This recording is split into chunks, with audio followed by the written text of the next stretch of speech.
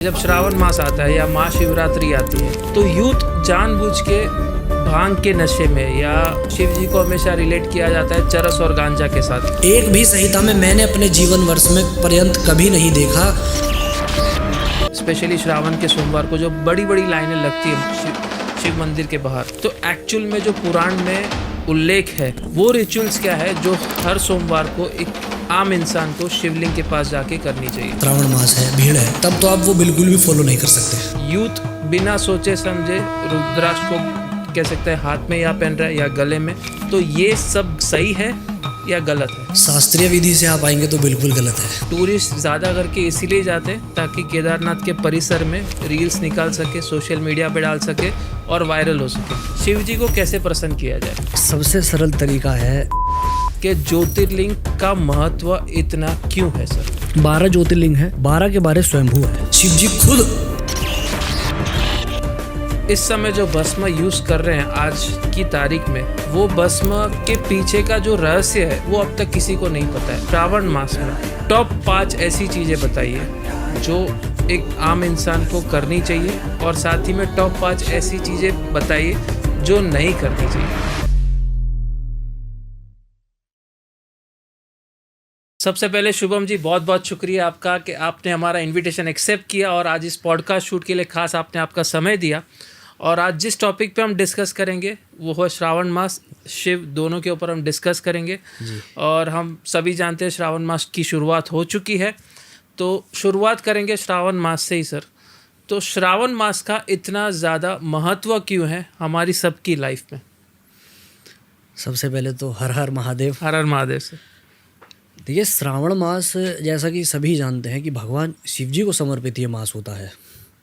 और शिव महापुराण के अनुसार माता पार्वती जी ने शिव जी को पति रूप में वर्ण करने के लिए इसी मास में तपस्या की थी। इसी महीने में भगवान शिव जी ने उनकी तपस्या से प्रसन्न होकर उन्हें अपनी धर्मपत्नी के रूप में स्वीकार किया है। इस वजह से भगवान शिव जी को ये मास अत्यंत प्रिय है। और जो समुद्र मंथन का प्रसंग सभी ने सुना है, उस समय जब भगवान शिव जी ने वो हलाहल उस विष का पान किया है, जितना भी वो प्रसंग है वो सारी क्रियाएं भी श्रावण मास में ही पूर्ण हुई थी। इस वजह से भी भगवान शिव जी को ये महीना अत्यंत प्रिय है। इसीलिए कुछ लोग उन्हें कांवड़ से जल लेकर उन्हें जल से अभिषेक करके तृप्त करते हैं। और जो कांवड़ नहीं लाते वो नित्य प्रतिदिन पूरे मास में 3 समय, प्रातःकाल, ब्रह्म मुहूर्त, मध्याह्न और संध्या काल, इस समय में से किसी एक समय का चयन करके या तीनों समय भी जल से उनका अभिषेक करते हैं, तो भगवान शिव को अत्यंत प्रसन्नता होती है। और जब भगवान प्रसन्न है तो आपका और मेरा तो जीवन सफल हो ही जाएगा। सही बात। तो ये कुछ उसके पीछे का प्राचीन प्रसंग है जो शिव महापुराण के अनुसार है। इसीलिए विशेषकर से भगवान शिव जी को ये मास बहुत पसंद है। इस पॉडकास्ट को आगे हम बढ़ाएं उसके पहले एक इम्प्रॉम्प्टू क्वेश्चन जो इस समय आपके आंसर्स सुनते सुनते दिमाग में आया और मैं पूछ रहा हूँ आपको जी। आपका भगवान शिव के प्रति जो झुकाव बढ़ा वो कौन सी उम्र से बढ़ा और आपने क्यों सोचा कि मुझे सांसारिक जीवन छोड़ के इस अलग, कह सकते हैं, जीवन के एक अलग रूप में जाना है सर? देखिए, सबसे पहली बात तो सांसारिक वस्तुओं को छोड़कर कोई नहीं जा पाता है, लेकिन जैसे जल में तेल होता है वैसे आप रह सकते हो। जल में तेल कैसे होता है? उसमें उसकी एग्जिस्टेंस होती है, उपस्थिति होती है, लेकिन वो उसमें मिलता नहीं है, उससे अलग रहता है। ऐसे ही आप और मैं या कोई भी जो इस मार्ग में आना चाहे, संसार में रहते हुए भी संसार की उन नकारात्मक शक्तियों से या उन नकारात्मक ऐसी क्रियाओं से जो हमें नहीं अपने जीवन में करनी चाहिए, उनसे दूर रह सकता है। वही सच्चा वैराग्य होता है आपके मेरे जीवन में। और जैसा आपने पूछा कि कौन सी आयु से, तो इतना तो एज इट इज़ मुझे याद नहीं है, लेकिन 10-15 साल आप एक अंदाज़ा लगा सकते हैं, क्योंकि मेरा एक ब्राह्मण परिवार में जन्म हुआ है। तो हमारे यहाँ प्रारंभ से ही पूजा पाठ करना, ये सब देखकर बच्चा सीख जाता है।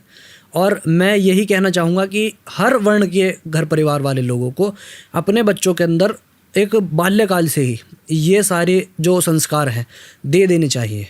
क्योंकि जो बालक अपनी एक उस अवस्था में सीखता है वो ही जाकर वो अपने आने वाले जीवन में भी उसी तरह से जीवन को जीता है। यदि वो बाल्यकाल से ही अच्छे संग में है, अच्छे रंग में है, तो आने वाले समय में वो बहुत अच्छा कुछ कर सकता है। लेकिन उसकी प्रारंभिक अवस्थाएं ही बिगड़ी हुई हैं, तो एक उम्र में आकर घर वाले उससे बिल्कुल भी एक्सपेक्ट ना करें कि वो बहुत कुछ अच्छा तुम्हें देगा, नहीं देगा वो, क्योंकि उसकी जो नींव है वो आपने उस समय मजबूत वैसे वाली नहीं करी, वो संस्कार उसके अंदर नहीं डाले। सही बात है। जब मैं आपके बारे में रिसर्च कर रहा था इस पॉडकास्ट का फ्लो बनाते समय, तो मैंने देखा कि आपको एस्ट्रोलॉजी का भी ज्ञान है, आप वैदिक रिचुअल्स भी करते हैं आपके जो भक्त हैं उनके लिए। तो श्रावण मास को कंपेयर करें, अगर हम एस्ट्रोलॉजिकल इस समय जो हो रहा है 2025 में स्पेसिफिकली, जो काफ़ी सारे अनएक्सपेक्टेड इवेंट्स हो रहे हैं, तो श्रावण मास और एस्ट्रोलॉजिकल इन दोनों का कॉम्बिनेशन होता है, या इस समय स्पेसिफिकली कुछ ऐसे ग्रह आ चुके हैं कॉम्बिनेशन में जिस वजह से ये सब अनसर्टेनिटी हो रही है यहाँ पे? देखिए, ये तो एक क्या है कि नियति है। नियति समय समय पर आपके और मेरे कर्म के अनुसार अपने रंग बदलती है। अभी जैसा आपने पूछा है, इसमें ज्योतिष का यदि आप संबंध देखेंगे तो ज्योतिष का संबंध आप एक तरफ रख दीजिए अभी, लेकिन वर्तमान समय में आप एक देखिए कि मानव क्या कर रहा है। जितने भी पहाड़ी क्षेत्र में तीर्थ स्थान हैं, वहाँ पर भी रेगुलर जो है कंस्ट्रक्शन का कार्य चल रहा है। तो क्या वो आपके अनुमान से वो अच्छा कार्य है या गलत कार्य है? आप बताइए। गलत। जिस स्थान में भगवान बिल्कुल सारे संसार से दूर होकर एकांत स्थान में बैठे हैं, वहाँ केवल प्रकृति है और वो भगवान है। वहाँ जाकर किसी भी प्रकार का जो तीर्थ में आते हैं लोग, टूरिस्ट आते हैं, उनके लिए प्रकृति से छेड़छाड़ करना, तो फिर जब उसके कॉन्क्लूजन्स आएंगे तो वो तो आपको और मुझे ही भुगतने होंगे ना। इसी वजह से ये सब होता है। और प्रकृति धीरे धीरे समय समय पर हमें यही एहसास दिलाती है कि आप सभी यहाँ केवल किराएदार हैं, मकान मालिक आप इस संसार के नहीं हैं, इस संसार का मालिक वही है। तो यदि आप उसके घर में कुछ अपना ज़्यादा हस्तक्षेप रखते हैं तो फिर ऐसी क्रियाएं होती आ रही हैं। 2012 में आपने देखा है केदारनाथ में भी कितनी बड़ी त्रासदी हुई थी, और वर्तमान में भी अभी कितना कुछ चल रहा है, और आने वाले समय में भी ऐसा होना है। तो क्योंकि जीव मानव जो है वो रुक नहीं रहा है अपने कर्मों से उस तरह के, इसीलिए ये सब हो रहा है। तो जब ऐसा कुछ कार्य जब हम करते हैं ना, तो हमारे सारे ग्रह नक्षत्र हमारे प्रतिकूल होकर हमें नकारात्मक ही प्रभाव देते हैं। हम चाहे कितना भी अच्छा उनका उपाय करें, लेकिन क्योंकि हम अपना कर्म उस तरह का नहीं कर रहे हैं ना, जैसा हमें करना चाहिए। तीर्थ स्थल पर जा रहे हैं आप, किसी पहाड़ी तीर्थ, सपोज कीजिए आप केदारनाथ में जा रहे हैं, आपको वहाँ कैसे जाना चाहिए कि वहाँ की जो एक प्राकृतिक जो ऊर्जा है, जो वहाँ का सौंदर्य है, जो वहाँ की एक शांति है, जो प्राकृतिक जितनी भी घटनाएं हैं उनका एक समायोजन है जो वहाँ बना रहे, उसके लिए आपको कैसे जाना है, उसके लिए आपको थोड़ा जो है संकल्प लेना होगा, तभी अपने घर से वहाँ के लिए निकलें कि वहाँ की जो व्यवस्था है बनी रहे। लेकिन अब क्या है कि एक भेड़ चाल हो गई है। पहले क्या था कि ये जितनी भी यात्राएं हैं इस तरह की, ये इंसान एक उम्र जीने के बाद करता था। यस। अपने जीवन की जितनी जिम्मेदारियां हैं उनसे फ्री होने के पश्चात वो कहीं जाता था कि यदि यात्रा में कहीं मेरे प्राण भी निकल जाए तो भी मैं भगवान के धाम में पहुंच जाऊं। लेकिन वर्तमान में क्या है, आप सब देख ही रहे हैं सोशल मीडिया पर, तो देखिए उसका प्रभाव ही पड़ता है। और ये मैं कहना चाहूँगा कि शायद कली का प्रभाव है। इसमें आपका मेरा जाने वालों का भी दोष नहीं है, ऐसे कर्म करने वालों का भी दोष नहीं है, ये कली का प्रभाव है। तो ये तो होना है और आने वाले समय में बहुत कुछ होना है। जैसे आपने कहा कि सोशल मीडिया के प्रभाव से इस समय चारधाम यात्रा स्पेसिफिकली अगर हम कहें तो पोस्ट पेंडेमिक यानी कोविड के बाद ये जो यात्रा का महत्व थ्रू सोशल मीडिया ज़्यादा फैला, और आज यंग उम्र के 20-25 साल के यूथ भी चारधाम करने जाते जबकि वो उम्र है नहीं उनकी। आज अगर चारधाम जैसे आपने कहा कि एक उम्र बीत जाए, आपकी सब जवाबदारी आपकी हो जाए, उसके बाद चारधाम यात्रा की जाती है। तो इसके पीछे ये जो हो रहा है इस समय, अगर मैं दूसरा एग्जांपल दूं, आजकल रुद्राक्ष काफ़ी ट्रेंडिंग आ चुका है जी। यूथ बिना सोचे समझे रुद्राक्ष को कह सकते हैं हाथ में या पहन रहा है या गले में या किसी भी और तरीके से, just to be in the trend and just to be in the fashion. तो ये सब सही है या गलत है? शास्त्रीय विधि से आप आएंगे तो बिल्कुल गलत है। ओके। क्योंकि किसी भी कार्य में उतरने से पहले उसके बारे में पहले हमें ज्ञान लेना परम आवश्यक है। आप समुद्र में कूदते हैं तो आपको उसकी गहराई का या तो पहले पता हो, उस एरिया में कूदते हैं, या फिर आपकी तैराकी इतनी मजबूत हो कि आप कितनी भी गहराई में जाएं आप डूबेंगे नहीं। यस। इसी प्रकार से हमारा ये मार्ग है, आध्यात्मिक मार्ग। यदि आपने किसी वस्तु को धारण किया है, धारण करने से पहले उसका एक वास्तविक जो अर्थ है पहले वो समझना चाहिए।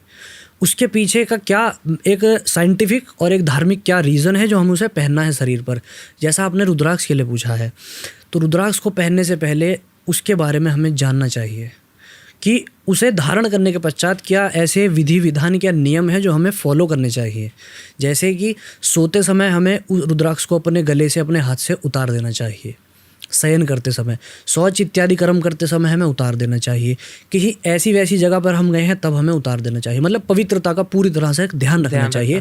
तभी यदि आप ये सब फॉलो कर पाएँ तभी आप धारण करें। अन्यथा जो सकारात्मक ऊर्जा आपको वो रुद्राक्ष देगा, वो उसका ही उल्टा आपका नकारात्मक जीवन कर देगा। क्योंकि जैसा कि हमारे धर्मशास्त्र में भी कहा गया है और मैं भी सुनता हूँ और मैंने भी ये देखा भी है, ऑब्जर्व भी करा है, यादृशी भावना तस्य तादृशी फलम लभेत। जैसा हमारी भावना है ऐसा फल हमें मिलेगा भैया। तो जैसा आपने और भी पूछा है कि जैसे 4 धाम की बात आपने की है, तो अभी क्या है कि ना सबको ट्रेंड में आना है और धर्म इस समय ऐसी पीक स्थिति पर है जो केवल दिखने वाला है, वास्तविक वाला नहीं, केवल दिखने वाला।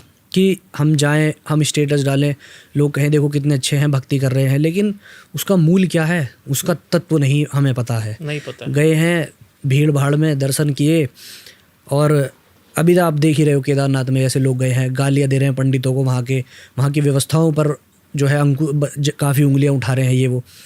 तो सबसे पहली बात मैं ये कहना चाहूँगा कि यदि आपको ऐसा लग रहा है कि आपको वहाँ व्यवस्थाएं नहीं मिल रही हैं, आपसे कोई वहाँ के जो निज पुजारी हैं ना वो आपको निमंत्रण देने जा रहे हैं कि आप आइए और दर्शन कीजिए, आप भावना लेकर जा रहे हैं भगवान के प्रति। यदि आपके भाव वास्तव में है ना, तो उस भाव को इतना प्रबल करो कि वो भगवान तुम्हें खुद सपने में दर्शन दे, या तुम्हारे घर पे जो तुम मंदिर में पूजा करते हो वहाँ तुम्हें वो दर्शन दे दे, यदि आपके भाव सच्चे हैं। लेकिन यदि आप वहाँ पर अपनी जो है आराम के लिए रहे हो कि आप जाओ, अच्छे से दर्शन भी हो, अच्छे से आपको रहने के लिए मिले, तो भैया वो पहाड़ी क्षेत्र है। यदि आप ऐसे भाव वहाँ जाकर रखेंगे तो वहाँ की जो निजी सरकार है, लोकल सरकार है, उसको क्या फिर सोचना पड़ेगा, वो अपना कंस्ट्रक्शन आने वाले लोगों के लिए बिठा देगी, और उसका प्रभाव क्या पड़ेगा आप सब देख ही रहे हैं। तो हर चीज़ के को करने से पहले ना भैया उसका पहले ज्ञान लो, और उसके पश्चात जो उस कार्य का कंक्लूजन निकलेगा उस पर भी थोड़ा फोकस रखो।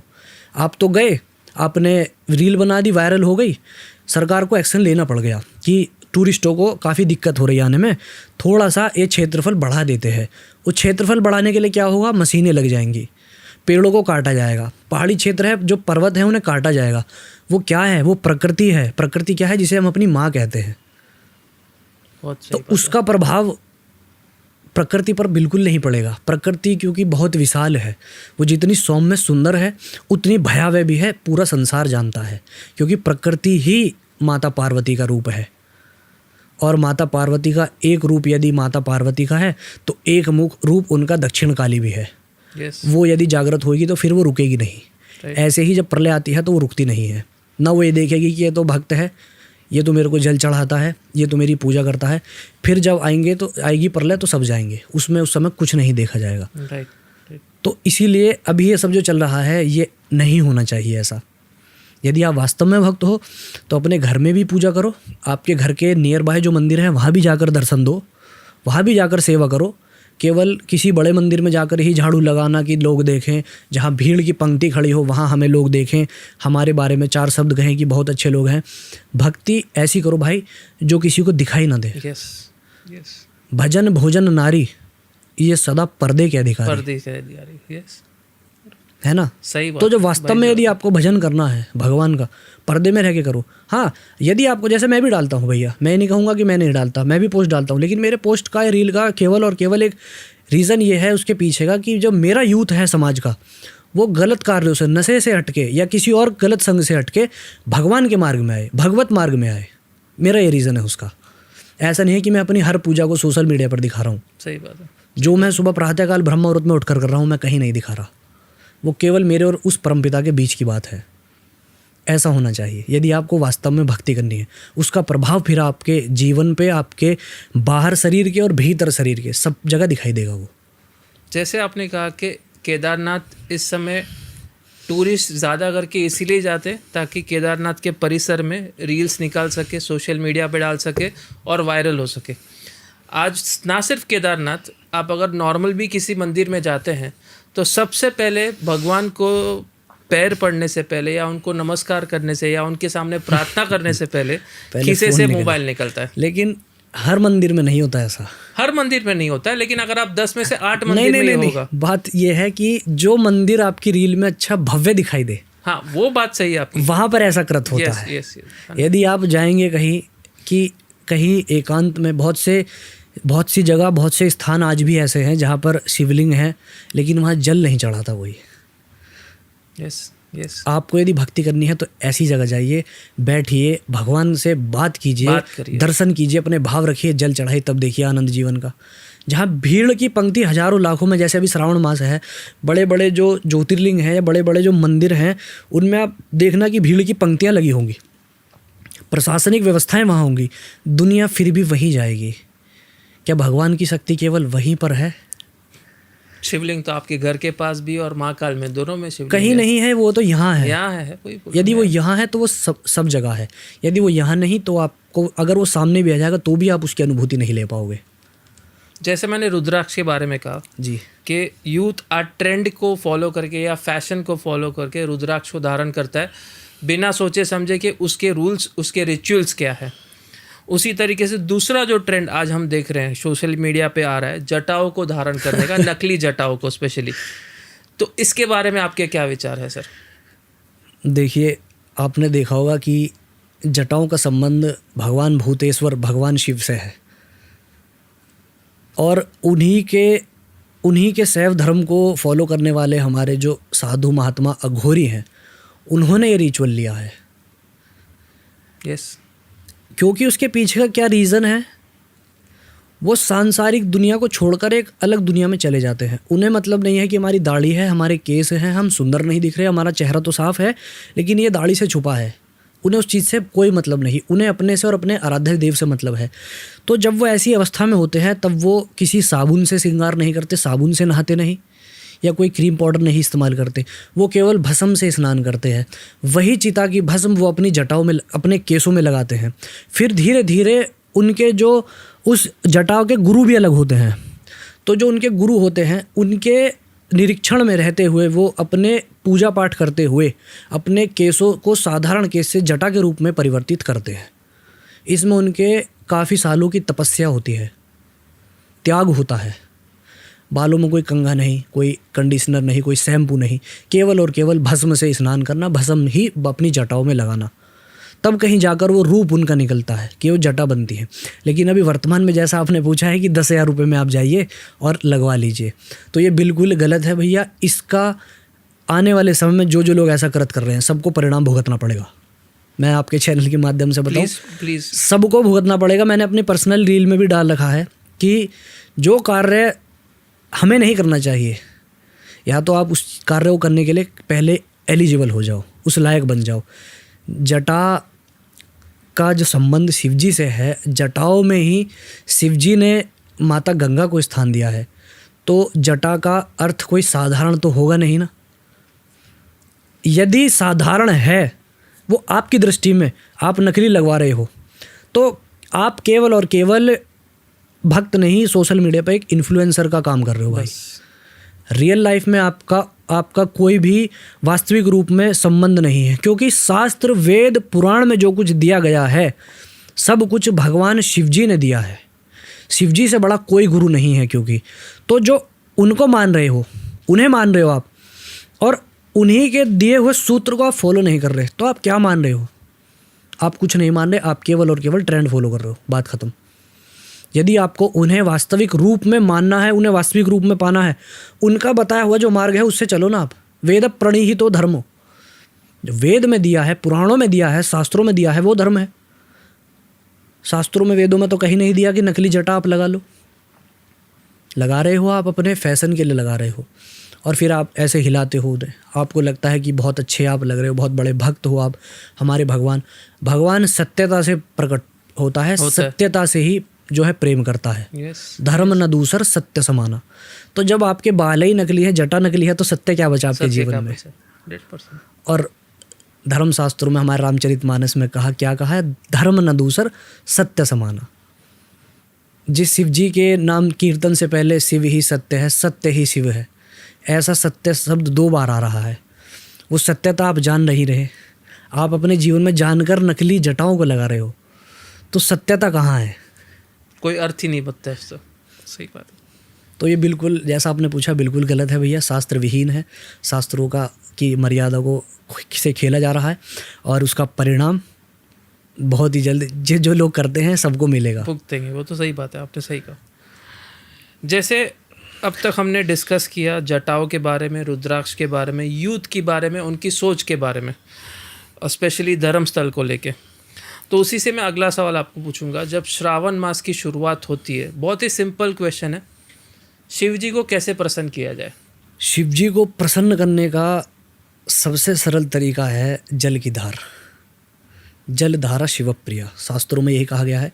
शिव महापुराण के अनुसार शिव स्वयं जल है, जल के रूप है, इसीलिए उन्हें जल से अभिषेक करना बहुत अधिक लाभकारी हो सकता है। आपसे कुछ भी नहीं बन रहा है, नित्य प्रतिदिन 1 लोटा जल आप भगवान शिव जी को चढ़ाइए। लोटा जल चढ़ाने के साथ, उनकी भक्ति करने के साथ, अपने जीवन में जो कर्म है उन पर भी थोड़ा ध्यान दीजिए। आप दिन रात तपस्या कीजिए, लेकिन जब तक आपके अंदर अपने आराध्य देव के वो सिद्धांत, उनका बताया हुआ वो मार्ग जो हमें फॉलो करना चाहिए, आप उन्हें इम्प्लीमेंट नहीं कर रहे, तो आप दिन रात जल चढ़ाओ, कभी प्रसन्न नहीं होगा भाई। क्योंकि यदि केवल इतना ही करने मात्र से होता तो नारायण श्री कृष्ण जो अर्जुन का रथ हाँक रहे थे, उन्होंने क्यों युद्ध कराया? वो भी अर्जुन से कह सकते थे कि आप मुझे पत्र चढ़ाओ, पुष्प चढ़ाओ, फूल चढ़ाओ, मेरी आरती करो, आपकी जय हो जाएगी। नहीं, उन्होंने क्या कहा? कर्म करो। तो ये सब कार्य करने के साथ साथ पूजा पाठ के जितने भी रिचुअल्स हैं, इन्हें आप कीजिए, बहुत अच्छी बात है। इनके साथ साथ बाहर निकलने के पश्चात इस कार्य से जो दिनचर्या है उसमें भी अच्छे कार्य कीजिए, उसमें भी किसी का हृदय मत दुखाइए। 18 पुराणेषु व्यासस्य वचनद्वयम् परोपकारः पुण्याय पापाय परपीडनम। 18 पुराणों का जो एक सार निकाला वेदव्यास जी ने, क्या निकाला कि परोपकारः पुण्याय, परोपकार से बड़ा कोई पुण्य नहीं, कोई पुण्य नहीं। पापाय परपीडनम, दूसरे की आत्मा को कष्ट पहुंचाने से बड़ा कोई पाप नहीं, कोई पाप नहीं। इतने भी अगर आपने सूत्र फॉलो कर लिया तो आपकी और हमारी जो है जीवन में जय हो जाएगी, हमारा कल्याण हो जाएगा भैया, मानव देह साकार हो जाएगी। अब तक जो 15 मिनट मैंने आपके साथ बिताए हैं, before asking the further questions, जो आपकी सोच है, जितने मैं इस समय सोशल मीडिया पे गुरुज देखता हूँ स्पेसिफिकली, उनसे काफ़ी अलग है और आपकी काफ़ी रियलिस्टिक सोच है। और ना सिर्फ आप अपनी जो रिचुअल्स है, जो हमारे धर्म है, उनको आगे लेके जा रहे हैं, लेकिन साथ में एक सकारात्मक सोच जो है यूथ को देने के लिए स्पेशली, और साथ ही में एक अलग नज़रिया दे रहे हैं यूथ के माइंडसेट को आगे लेके जाने का। और ये बहुत अप्रिशिएट करूँगा मैं इस पॉडकास्ट को आगे लेके जाने से पहले। और ये सोच मैं आशा रखता हूँ कि और भी आप आगे लेके जाए और हमारे यूथ को एजुकेट करें। मेरा विज़न यही है कि मैं अपने यूथ के लिए ही ये सब कर सकूँ जो मेरी उम्र के हैं और वो नशे से दूर हों, यही मेरा विज़न है। क्योंकि जब वो उस चीज़ से हटेंगे तभी वो इधर लग सकते हैं, क्योंकि ये कार्य एक तपस्या है। तपस्या के लिए शरीर आपका अच्छा होना चाहिए, स्वस्थ होना चाहिए। वो स्वस्थ कैसे होगा? नशा करने से होगा, नशे को छोड़ने से होगा। नशे से दूर रहेंगे, अच्छे कार्य का नशा करेंगे, भक्ति का नशा करेंगे, मेहनत का नशा करेंगे, उसका प्रभाव बहुत अलग है भाई।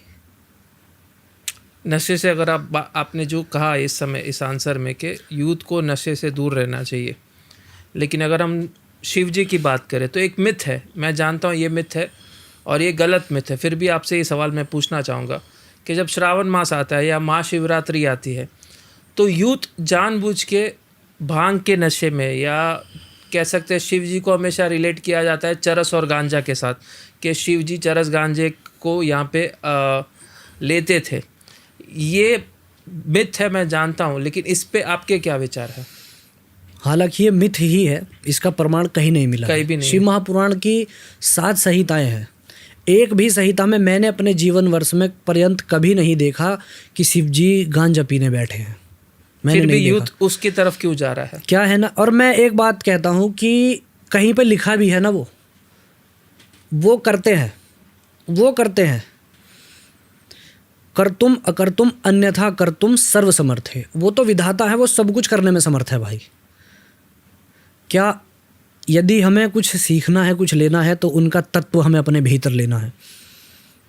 उन्होंने तो जब समुद्र मंथन का ये सारा प्रसंग हुआ था, जितने भी सांसारिक ये वस्तुएं थी विषैली, उन्होंने अपने हिस्से ले ली और देवताओं के हिस्से अमृत दे दी। इसी प्रकार से जो भक्त सच्चे हृदय से उनके पास जाता है, वो उसके जीवन से सारे कष्टों का हरण करते हैं और उसके जीवन में केवल और केवल सुख देते हैं। ये जो भी वर्तमान में, जैसा आपने पूछा है कि नशे का लेते हैं और शिवजी से रिलेट करते हैं, ये केवल और केवल अपनी जीभा का एक रस है, लोगों का एक निजी आनंद मिलता है, तो इससे शिवजी के ऊपर कोई प्रभाव नहीं पड़ेगा। वो तो मैंने जैसा बताया ना कि जल के भीतर तेल है, वो तो ऐसे हैं।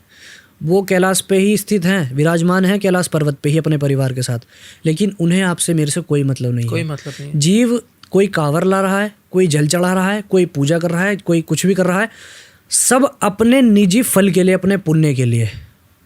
शिवजी ने किसी से नहीं कहा कि मेरे से ये करो, मेरा ये करो। हर किसी का करने का कोई ना कोई अपना निजी रीज़न है, सबसे पहली बात।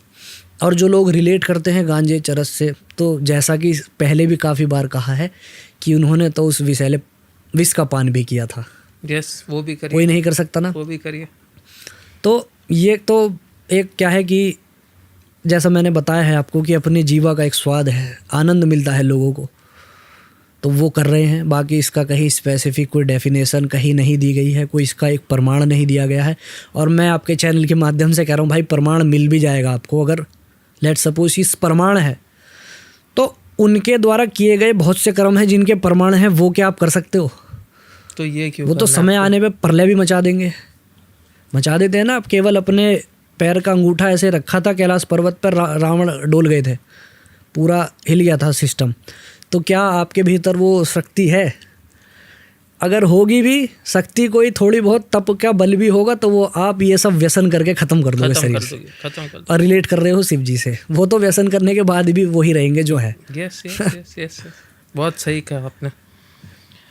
तो श्रावण मास की बात करें और ज्योतिर्लिंग की बात ना करें, ये नहीं हो सकता है।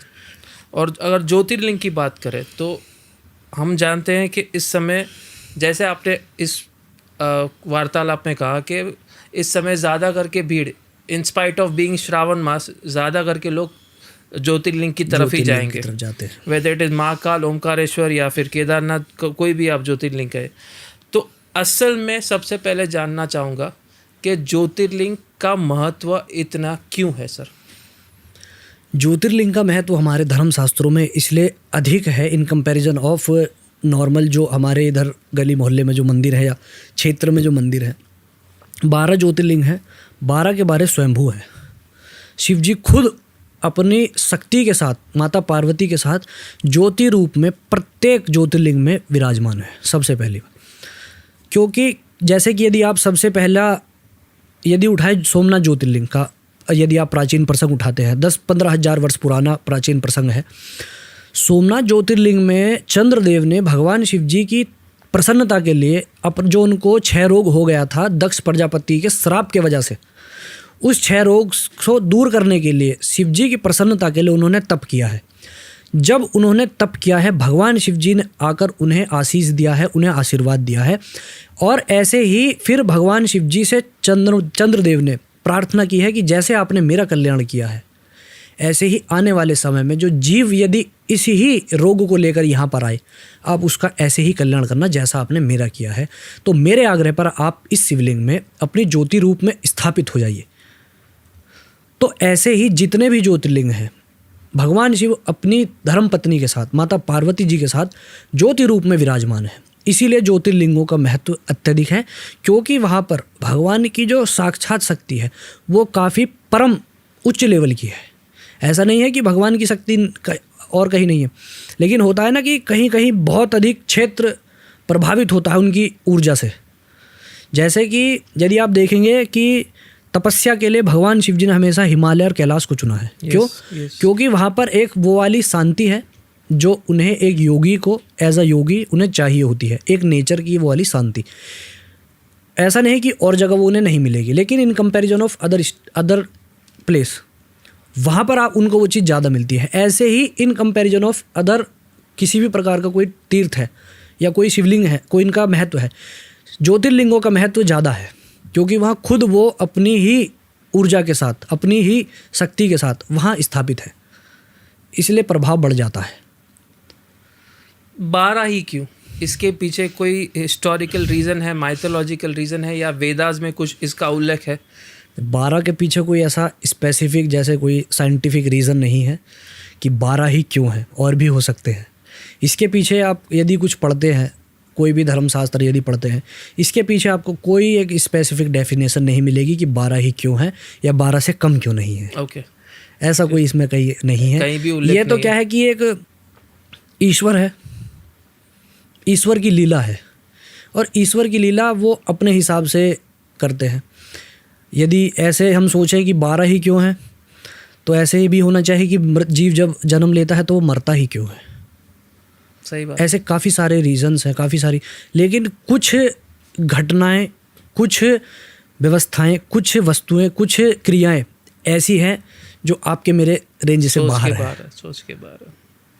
क्योंकि यदि आप सोचते हैं, बहुत से लोगों को क्या लगता है कि केवल भगवान सूर्य जो दर्शन देते हैं, क्या केवल सूर्य भारतवर्ष को ही प्रकाश देते हैं या ऑल ओवर ग्लोब को वो प्रकाश देते हैं, संपूर्ण संसार को देते हैं ना।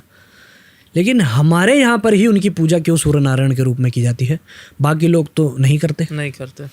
क्योंकि ये हमारी जो भारतवर्ष है ये कर्म भूमि है।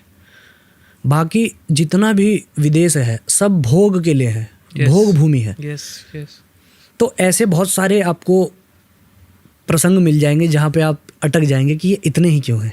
इनका कोई लॉजिकल या कोई इनका साइंटिफिक रीज़न नहीं है, ये तो बस वो परमपिता ही जानता है कि इतने ही क्यों हैं। जैसे आपने कहा कि शिव पुराण आपने पढ़ी है, और उसी से मैं आपको अगला सवाल पूछूंगा कि 12 ज्योतिर्लिंग के ऐसे कोई अननोन फैक्ट्स जो शिव पुराण में उल्लेख किया गया है या उनका प्रमाण शिव पुराण में है? सर, शिव पुराण में यदि आप देखेंगे तो 12 ज्योतिर्लिंगों की अलग अलग कथाएं हैं। जैसे कि यदि आप महाकालेश्वर जो ज्योतिर्लिंग है उनके बारे में यदि आप पढ़ते हैं तो उसमें क्या है कि दूषण नामक एक दैत्य हुआ है। वो दैत्य इतना प्रचंड रहा कि उसने अपने शहर में, नगर में ये ऐलान कराया कि मेरे सिवा किसी की पूजा और नहीं होनी चाहिए।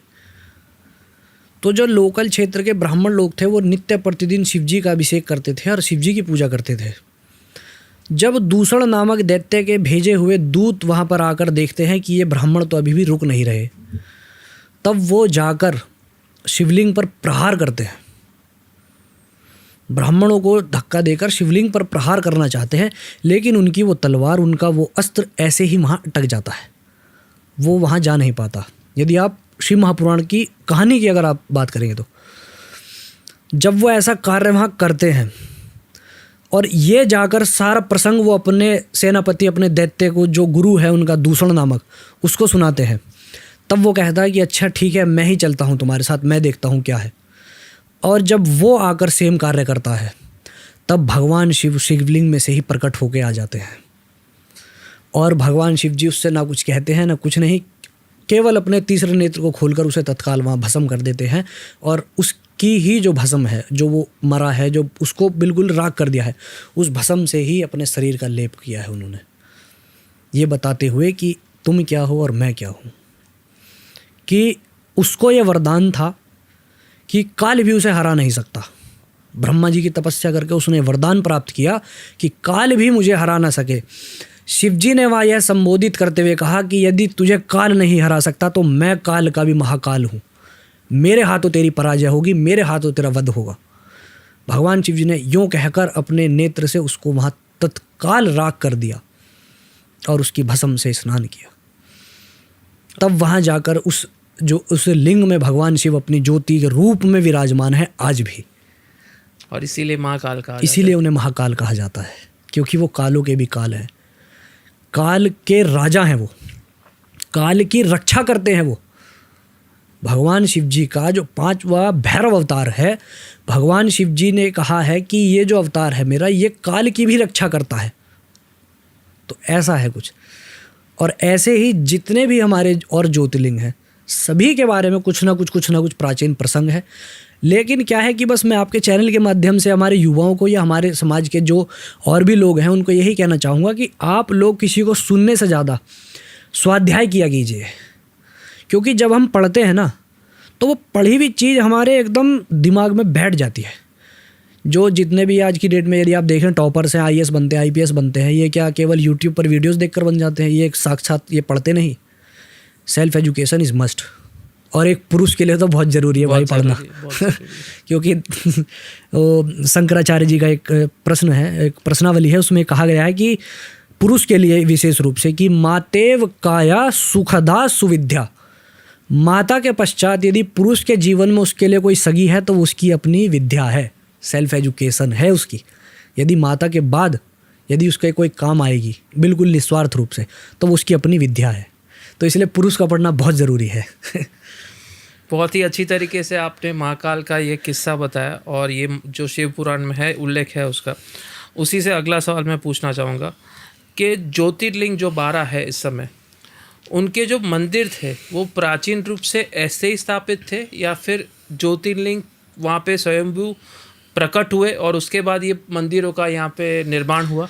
देखिए, मंदिरों में जो क्या है कि समय समय पर मंदिरों का जीर्णोद्धार कर दिया जाता है। जैसे कि आप सोमनाथ ज्योतिर्लिंग की यदि आप देखेंगे तो कितनी बार गजनबी ने तोड़ा है ना, तोड़ने की कोशिश की। लेकिन गजनबी आज गायब है, मंदिर ऐसा का ऐसा ही है। ये भगवान की शक्ति है, ना किंचित शाश्वतम। मेरे सिवा कोई शाश्वत नहीं है संसार में। मैं आज भी हूँ, वो चला गया है, सबसे पहली चीज़। और समय समय पे मंदिरों का जीर्णोद्धार होता है, ये होता आया है। यदि आप प्राचीन समय से ही देखते चले आएंगे तो हमें नहीं पता कि उस समय में स्वरूप कैसा था, क्योंकि उस समय में बहुत, यदि आप प्राचीन प्रसंग है तो उस समय की कोई वीडियो क्लिप भी आपको नहीं मिलेगी। यदि आप जैसे आज देखते हैं कि सोशल मीडिया पर महाकालेश्वरों के या जितने भी ज्योतिर्लिंग हैं, जितने भी तीर्थ हैं, सबके दर्शन आप कर सकते हैं। तो आपको दर्शन करते समय मंदिर का गर्भगृह का क्या ढांचा है, क्या उनका एक डिज़ाइन है, नक्शा है, सब आप देख रहे हैं। लेकिन यदि आपसे मैं पूछूं कि जब आपका जन्म भी नहीं हुआ था और जब आप बड़े हुए, उस समय कोई रील नहीं आती थी, कोई दर्शन नहीं होते थे, उस समय का ढांचा क्या है कि पता होगा आपको? नहीं पता होगा। तो समय समय पर जीर्णोद्धार होता है मंदिरों का। क्यों? क्योंकि हर एक चीज़ की एक मियाद होती है भाई। जो स्वयंभू ज्योतिर्लिंग है, जो स्वयंभू लिंग है, वो तो ऐसे के ऐसे ही हैं, उनसे छेड़छाड़ नहीं कर सकता कोई। लेकिन जो उनका भारी ढांचा है उसको समय समय पर बदला गया है। जैसे आपने कहा कि प्राचीन मंदिरों का कोई उल्लेख नहीं है, कोई प्रमाण नहीं है, लेकिन आज हम देख रहे हैं कि हर घर बैठे बैठे भी सोशल मीडिया के थ्रू 12 के 12 ज्योतिर्लिंग के आप डेली दर्शन कर सकते हैं। तो इससे से मैं अगला सवाल आपको पूछूंगा कि एक ऐसा ज्योतिर्लिंग कहा जाता है जो अभी भी पाकिस्तान में उपस्थित है, ये सही है या ये गलत है सर? नहीं, हम मेरे संज्ञान में नहीं है और ऐसा कोई है ही नहीं। ओके। ऐसा कोई मतलब प्रसंग भी नहीं है, आप अपने किसी भी धर्मशास्त्र में पढ़ोगे भी नहीं। ओके। ये एक मिथ हो सकता है, मिथ है ये, बस मिथ है ये, वास्तविकता नहीं है ये। 12 के 12 ज्योतिर्लिंग 12 हमारे ही भारतवर्ष में है। केदारनाथ जैसे सबसे बड़ा ज्योतिर्लिंग इस समय हम कहें, 2013 में जो बाढ़ आई उस पे भीमशिला ने केदारनाथ के मंदिर को यहाँ पे बचाया। इसके बारे में कई लोग कहते हैं ये एक साइंटिफिक रीज़न है, कई लोग कहते हैं ये भगवान का एक चमत्कार है। ऐसे बहुत से चमत्कार हैं। आपका इसके बारे में क्या सोच है सर? भगवान की वहाँ उपस्थिति है, ये मानना चाहिए। सही बात है। चलिए, वहाँ तो प्राकृतिक आपदा ही, जैसा मैंने अभी 2 मिनट पहले बताया कि मोहम्मद गजनबी ने सोमनाथ ज्योतिर्लिंग को तो तोड़ना चाहा, कितने बार मंदिर को तोड़ा ना। मंदिर कहीं गया है? आज भी पताका ध्वजा लहरा रही है, गजनबी फरार हो चुके हैं। तो ये सब जो समय समय पर होता है, भगवान हमें यही याद दिलाते हैं कि मेरी उपस्थिति यहाँ है। वहाँ पर देखिए कितने लोग थे, सब तबाह हो गए, सब तहस नहस हो गया। टोटल सब कुछ जितना भी उस प्रलय के हिस्से में आया, सबको प्रलय बहाकर ले गई, लेकिन भगवान आज भी विराजमान है, आगे भी विराजमान रहेंगे, क्योंकि भगवान की सत्ता है ना। ये तो सारा संसार भगवान का है, तो भगवान कहाँ चला जाएगा वहाँ से? ये तो आवागमन तो आपका हमारा है। भगवान तो अजर अमर अविनाशी है, जन्माद्यस्य यतः। यदि आप उपनिषद पढ़ेंगे, उपनिषद में पढ़ेंगे तो उसमें आता है एक शब्द जन्माद्यस्य यतः। जन्म, आदि और स्थिति में जिसकी सत्ता है वही परमात्मा है। उपनिषद को क्या कहा गया है? The final thoughts of human mind. Yes, मानव मस्तिष्क उससे आगे सोच नहीं सकता, जो आपके मेरे उपनिषदों में दिया गया है। और उसमें क्या दिया है? जैसा मैंने बताया, जन्माद्यस्य यतः, जन्म, आदि और स्थिति, यानी कि जब संसार नहीं था तब भी वो थे, जब संसार की स्थिति है तब भी वो हैं, और जब सब चला जाएगा तब भी वही रहेंगे। तो ये जैसा आपने पूछा कि साइंटिफिक रीज़न, इसके पीछे कोई साइंटिफिक रीज़न नहीं है भाई। ऐसे बहुत से चमत्कार हैं, क्योंकि भगवान ही यहाँ पर एग्जिस्ट करते हैं हमेशा। आवागमन तो जीव का है, चाहे भारतवर्ष हो, चाहे ऑल ओवर ग्लोब हो, हर जगह आदमी मरता है, भगवान कहीं नहीं मरता। बहुत बढ़िया लाइन कही है आपने कि आदमी मरता है, भगवान नहीं। उसी से मैं अगला सवाल आपको पूछूंगा सर यहाँ पे, कि जब हम किसी भी ज्योतिर्लिंग के दर्शन करने जाते हैं, कई बार हम देखते हैं कि वहाँ की जो ज्योतिर्लिंग के जो मॉन्यूमेंट्स होते हैं या छोटे शिवलिंग होते हैं उसी ज्योतिर्लिंग के, वो हम घर पे लाके अपने मंदिर में स्थापना करते हैं। एक्चुअल में शिवलिंग का घर पे स्थापना करना, क्या उसके रिचुअल्स है, क्या रूल्स है, उसके बारे में बताइए सर।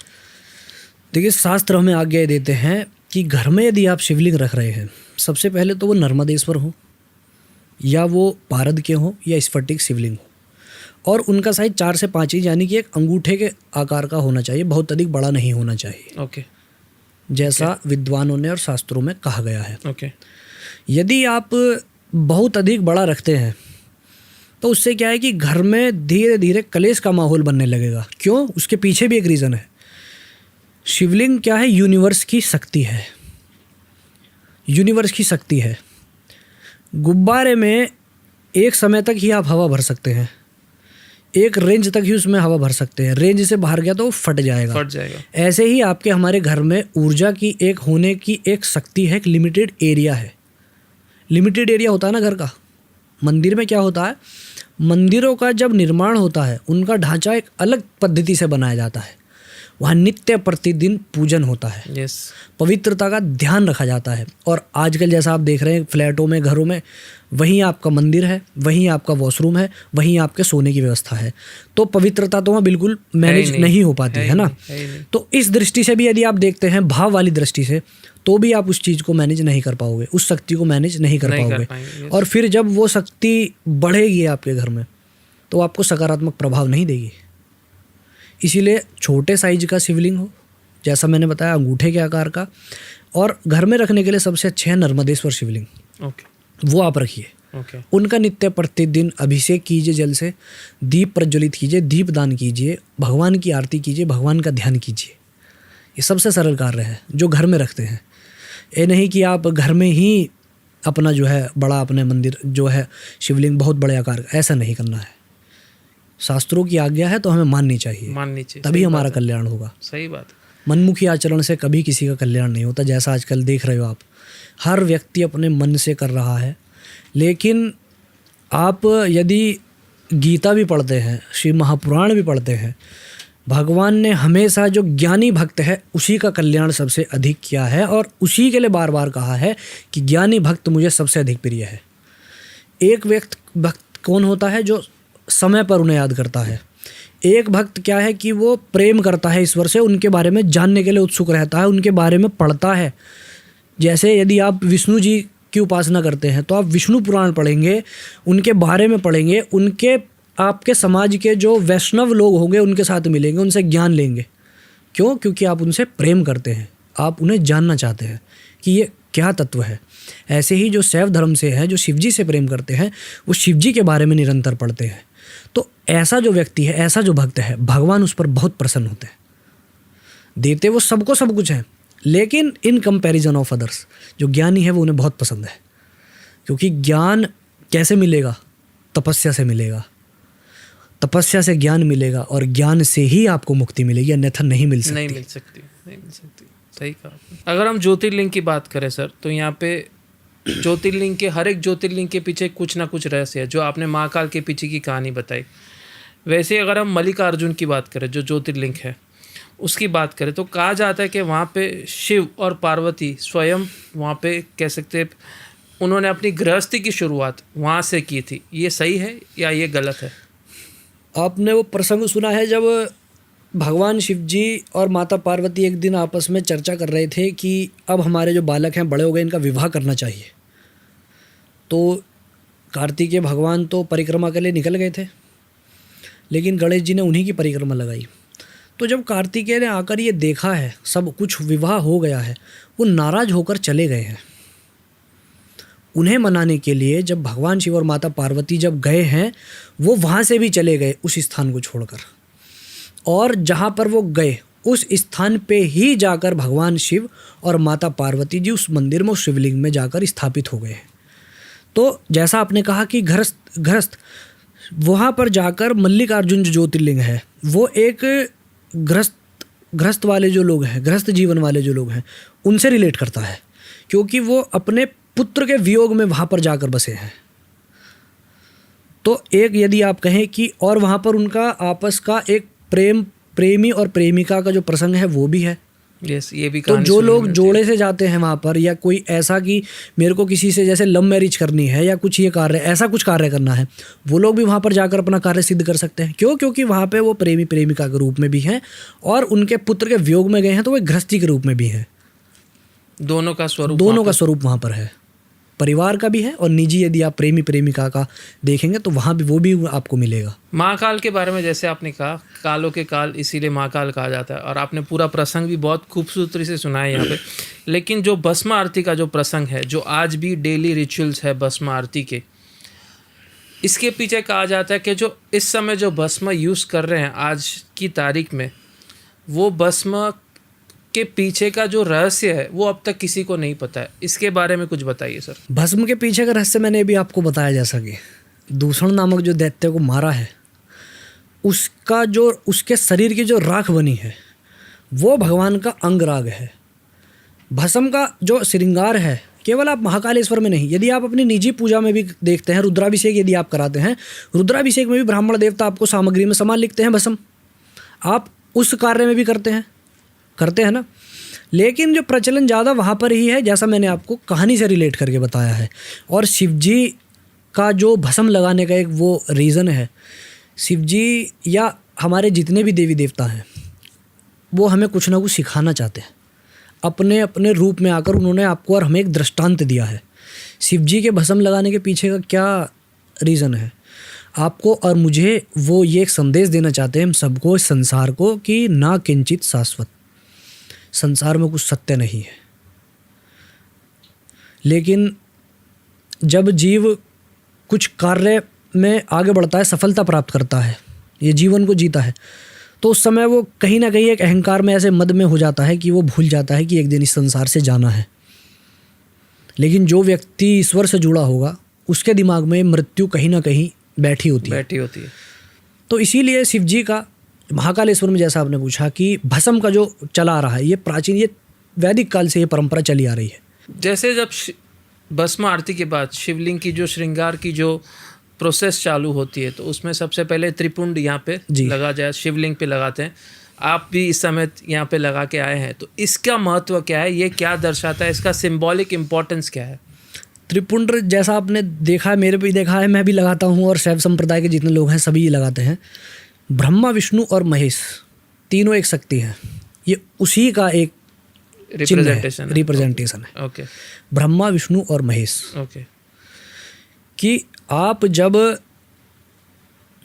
हमारे धर्म में क्या है कि अलग अलग संप्रदाय हैं, शैव संप्रदाय है ये वाला, शाक्त संप्रदाय है वो लाल बिंदी लगाते हैं। ओके। वैष्णव आपने देखा होगा ऊर्ध्व पुंड लगाते हैं। यस। जैसा भी आप देखते हैं इस्कॉन वाले क्या करते हैं, यहाँ पर ऐसे लगाते हैं ऊर्ध्व पुंड।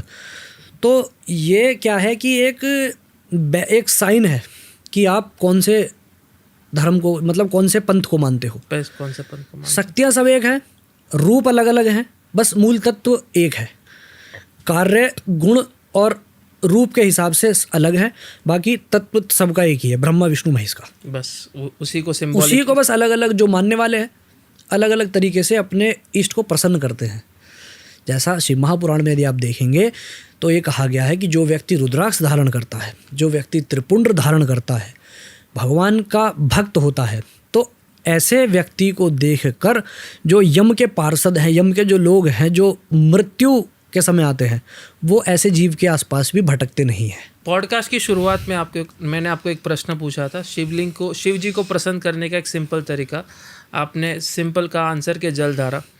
लेकिन जब हम सोमवार को देखते हैं, स्पेशली श्रावण के सोमवार को, जो बड़ी बड़ी लाइनें लगती हैं शिव मंदिर के बाहर, उसमें हम देखते हैं कई तरह के यहाँ पे रिचुअल्स होते हैं शिवलिंग के ऊपर।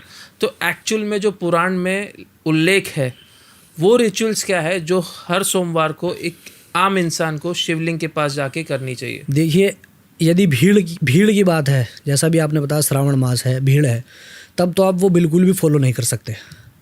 क्यों? क्योंकि आपको वहाँ भीड़ में धक्का मुक्की होगी और जल भी हो सकता है चढ़े ना चढ़े।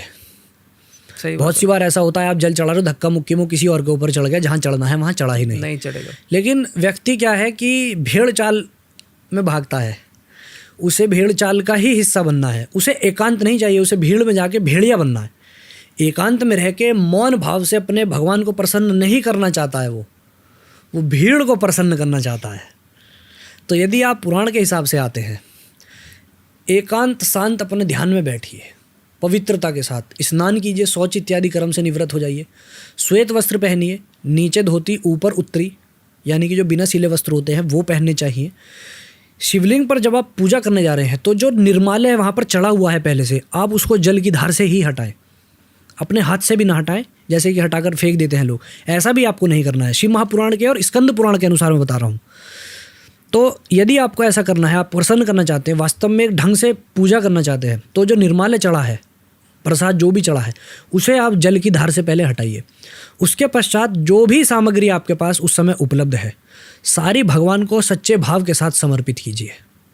लाल आसन पर विराजमान हो जाइए और भगवान शिव जी की सबसे जो पूजा करने की उत्तम जो दिशा है वो उत्तराभिमुख है। उत्तर की तरफ मुंह करके बैठिए, जल चढ़ाइए। जो भी आपके पास अवेलेबल उस समय सामग्री है, बिल्व पत्र है, भांग है, धतूरा है। यदि आपके जीवन में दरिद्रता है, उसे आप दूर करना चाहते हैं, तो ईख का रस यानी कि जो गन्ने का रस होता है वो आप चढ़ाइए, या फिर इलायची आप चढ़ाइए। यदि आप किसी एक ऐसे भाव को लेकर जा रहे हैं कि मुझे ये प्राप्त करना है, यदि आपको आकर्षण या सुंदरता प्राप्त करनी है, तो आप शहद चढ़ाइए, घी चढ़ाइए। ऐसा जो भी आप चाहते हैं वो सामग्री लेकर आप चाहिए। और यदि आप कुछ भी नहीं चाहते, निस्वार्थ भाव से जाते हैं, केवल जल की धार चढ़ाइए और उत्तराभिमुख होकर बैठ के, ये आपकी ज्ञान मुद्रा है। इसमें बैठकर यथाशक्ति जितनी देर आप बैठ सके, बैठकर भगवान का बस ध्यान कीजिए। ध्याये नित्यम महेशम। भगवान शिव जी को जो है ध्यान सबसे पसंद है। ध्यान कीजिए उनका, और वो भी नित्य कीजिए। 5 मिनट 10 मिनट भगवान से बैठकर वहाँ वार्ता कीजिए, भगवान के सामने अपने भाव प्रकट कीजिए, अपने मन की बात रखिए। जो स्तोत्र इतने सारे हैं, स्तुतियाँ हैं, जो आप गाना चाहें, जो आपको कंठ हो, मोबाइल से देख लीजिए या कैसे भी आप गा लीजिए, वहाँ जाकर उन्हें सुनाइए। भगवान प्रसन्न है इतने में। लेकिन भाव से मतलब है भगवान को, भाव का भूखा हूँ मैं, भाव से ही प्यार है, भाव से जिसने भजा उसी का बेड़ा पार है। लेकिन हमारे में क्या हो जाता है ना कि हम कहीं गलती करते हैं कि हम भीड़ का हिस्सा बनते हैं भैया, और भीड़ में भगवान आपको देख रहा है। लेकिन जब आप एकांत में, मैं आपसे ही कहूँ कि आप भीड़ की पंक्ति में खड़े हुई है, जल चढ़ाइए, आपके मन में कहीं ना कहीं ह्यूमन माइंड ही आ जाएगा, यार इतनी देर हो गई है, नंबर नहीं आ रहा, ये हो रहा है, वो हो रहा है। जिस एनर्जी से घर से चले होगे, वहाँ पहुँचते पहुँचते मैं नहीं मानता वो नहीं रहेगी, वो मन भी उतर जाएगा। तो इसलिए सबसे बढ़िया है अपने जो घर में ही या तो कर लीजिए, या बहुत से ऐसे मंदिर आज भी हैं श्रावण मास में भी जहाँ कोई नहीं जाता। एकांत में शांत स्थान पर बैठिए भाई। जितने भी लोग हैं, यदि आप शिव महापुराण के अनुसार जाएंगे ना, उपमन्यु महाराज उनके सबसे छोटे भक्त हुए हैं। यदि आपने नाम सुना हो या किसी ने नाम सुना हो, उन्होंने क्या किया था, ईंट का मंदिर बना के उसमें छोटे से शिवलिंग स्थापित किए थे। भगवान शिव जी को अपनी धर्मपत्नी के साथ वहाँ आना पड़ा, तो जब कोई छोटा सा बालक अपने भाव लेकर ईंट के मंदिर से भगवान को साक्षात धरती पर उतार सकता है अपनी पत्नी के साथ, तो जो बना बनाया वैदिक पद्धति के साथ मंदिर है, वेद मंत्रों के साथ, जहाँ प्राण प्रतिष्ठा उस भगवान की गई है, यदि आप बैठकर वहाँ 5 मिनट 10 मिनट सच्चे हृदय से उसे पुकारेंगे तो क्या वो आएगा? नहीं आएगा, 100%। उन्हें आना होगा, लेकिन क्या है कि हम बुलाते नहीं। बुलाने का तरीका नहीं आता है, शायद बुलाते हैं लेकिन तरीका नहीं आता है। तो उसी से मैं आपको अगला सवाल पूछूंगा कि काशी विश्वनाथ और एक मशहूर ज्योतिर्लिंग जी जी और प्राचीन ज्योतिर्लिंग, उसके पीछे का जो रहस्य है, कहा जाता है कि उससे जो ये जो ज्योतिर्लिंग है उसका संबंध असुरों से था। इसके पीछे का रहस्य बताइए सर। असुरों का संबंध तो शिव जी जहाँ भी विराजमान है रहेगा ही। ओके। क्योंकि शिव जी को दैत्यों ने और देवताओं ने दोनों ने ही पूजा है। यस। काशी क्या है कि काशी का कोई ये नहीं कि निर्माण काशी का किसी ने करा है या काशी ऐसे है। काशी स्वयं भगवान शिव जी, मतलब समझ लीजिए कि काशी है, वहाँ स्वयं साक्षात भगवान शिव विराजमान है। क्योंकि काशी को भगवान शिव जी ने अपनी धर्मपत्नी के आग्रह पर रचा है। यस। गगन विहार करते समय माता पार्वती जी ने उनसे आग्रह किया है कि एक स्थान ऐसा हो जो आपका और मेरे विहार के लिए हो, बस केवल आपके और मेरे लिए, वरना हम जहाँ जाते हैं कोई ना कोई हमारे साथ आ जाता है। एक जगह ऐसी हो जहाँ आप और मैं विहार कर सकें बस। तो अपनी धर्मपत्नी के आग्रह पर भगवान शिव जी ने काशी को बसाया है। काशी के बारे में कहा गया है पुराणों में, शास्त्रों में, कि जब अंतिम समय आता है संसार का तो काशी में प्रलय नहीं होती कभी भी। काशी को उस समय भगवान शिव अपने त्रिशूल पर धारण कर लेते हैं। यस। क्योंकि काशी ना केवल भौतिक ज्ञान का एक केंद्र है, वो आपको ज्ञान से भर देगी। आपको आध्यात्मिक ज्ञान की जो है एक स्थिति है वो आपके हृदय में पैदा कर देगी। आप केवल वहाँ का जो भौतिक प्रकाश है उसे मत देखिए, आपके हृदय में वो साक्षात उतर जाएगी यदि आप काशी को जानना चाहते हैं तो। काशी में, और यदि उसमें भी यदि आप जाएं तो मणिकर्णिका घाट। मैं उसी पे आ रहा था, आपने ले लिया आंसर। बताइए सर प्लीज़। मणिकर्णिका घाट के बारे में काफ़ी कुछ है। घाट तो, शमशान घाट तो बहुत पूरे भारतवर्ष में है, लेकिन जब भी मसान की बात आती है तो मणिकर्णिका घाट सबसे ज़्यादा चर्चा में रहता है। क्योंकि मैं अपना निजी अनुभव आपको बताऊंगा। जब आप वहाँ पर जाते हैं, जब आप चारों तरफ देखते हैं चिता ही चिता है, नीचे बाबा का स्थान है, मसान नाथ का जो मंदिर है, वहाँ आप बैठ जाइए ध्यान से। उस समय एकदम शून्य अवस्था आपकी होनी चाहिए, ना आपका फ़ोन बजे, ना आपको अपने घर परिवार की याद आए, केवल आप और आपके आराध्य देव, तीसरा कोई डिस्ट्रैक्शन आपके बीच में नहीं। 5 मिनट 10 मिनट उनका ध्यान कीजिए। भगवान मसाननाथ आपके जीवन को बदल देंगे। ऐसा क्षेत्र है काशी। क्या अनुभव होता है उस समय? वो अनुभव ऐसा है कि जो व्यक्ति उसको, उसकी अनुभूति लेगा, बस वो उसे वही जान सकता है उसे। वो ऐसा अनुभव है कि उसे शब्दों से बयां नहीं किया जा सकता। इतना परम आनंद आपको उस समय, आपके जो शरीर में जो एक तत्व की चेतना है इतनी ज़्यादा चैतन्य हो जाएगी कि आप सारे विकार भूल जाएंगे।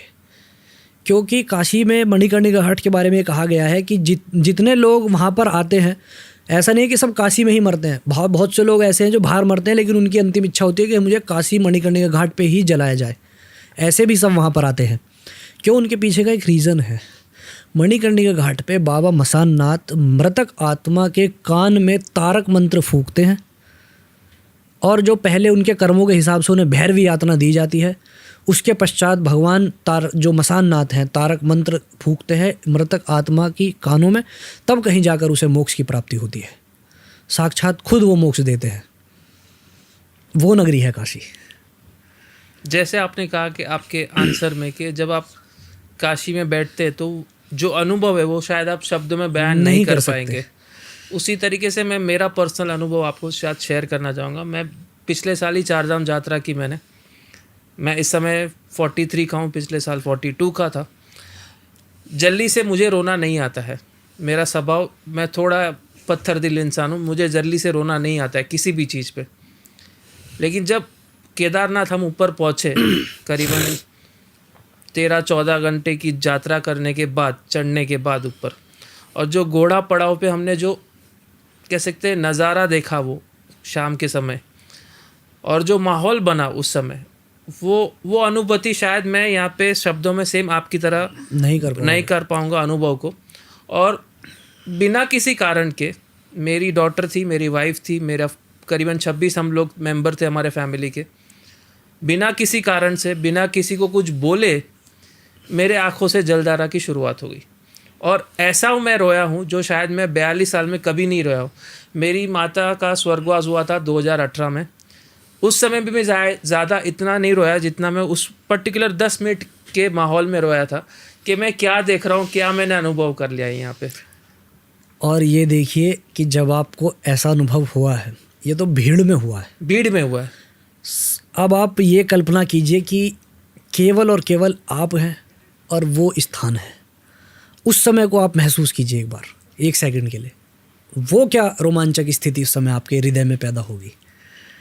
ऐसे ही मतलब जो ईश्वर के प्रति थोड़ा भी यदि आपका झुकाव है, भाव है, भगवान आपको करोड़ों व्यक्तियों की संख्या में भी एहसास दिला देगा।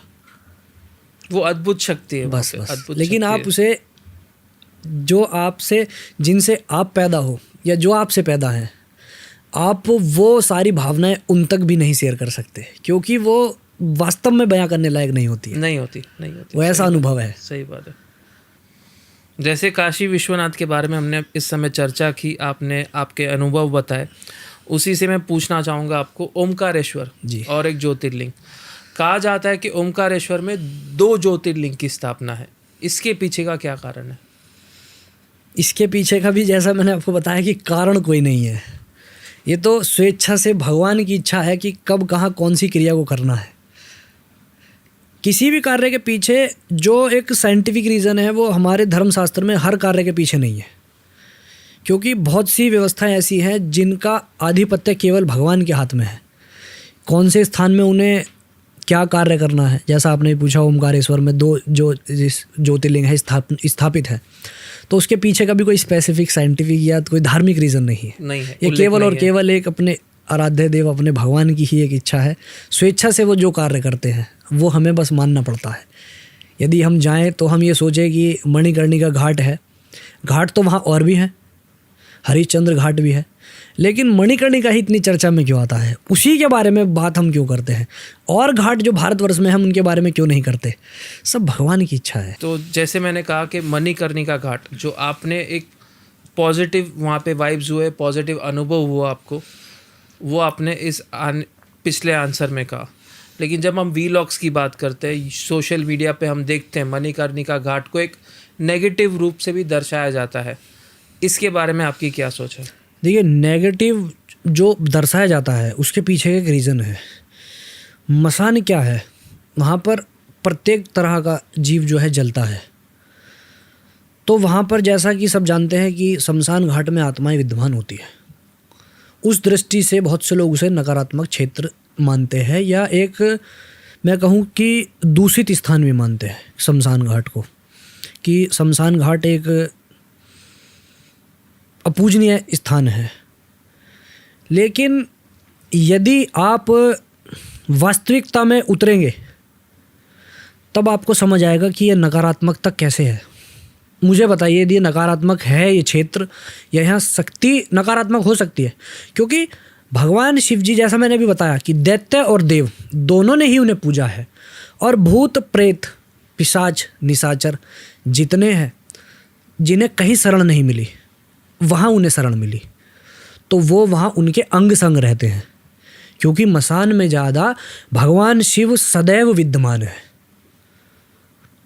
क्यों? उनके आराध्य है नारायण राम, और वहाँ 24 घंटे राम नाम राम नाम राम नाम की धुन गूंजती रहती है।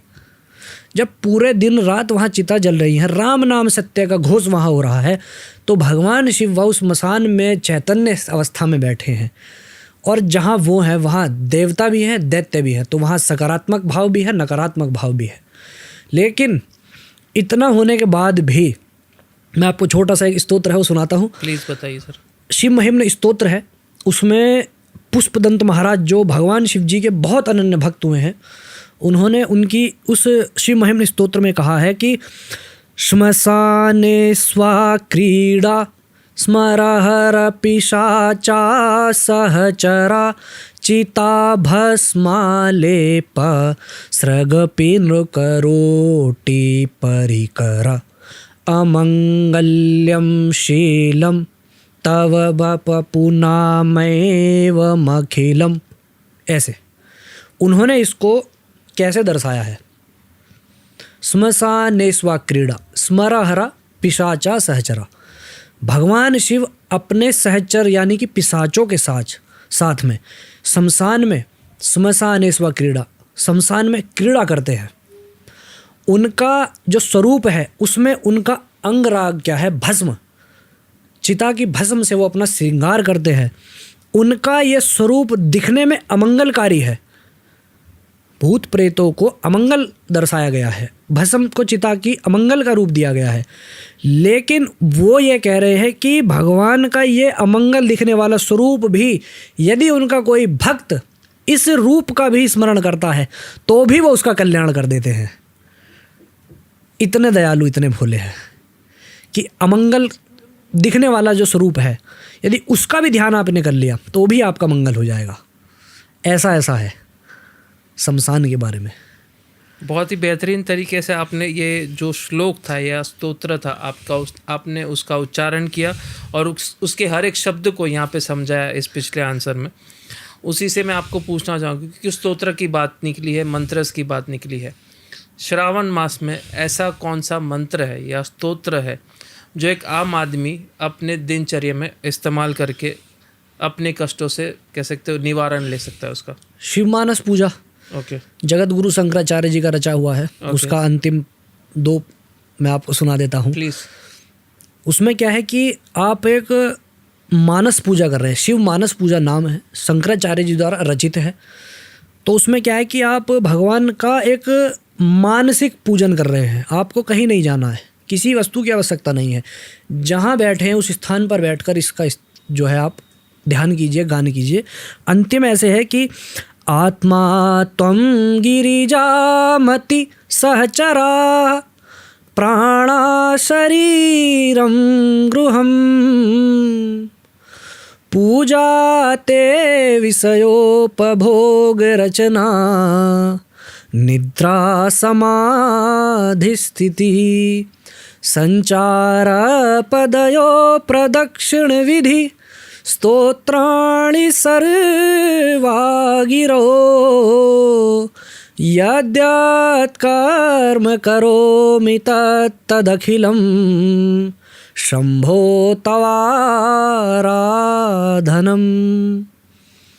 करचरण कृतं वा कायजं कर्मजं वा श्रवणनयजं वा मानसं वापराधं विहितं वा सर्वमेतच्छमस्व जय जय करुणाब्धे श्री महादेव शंभो।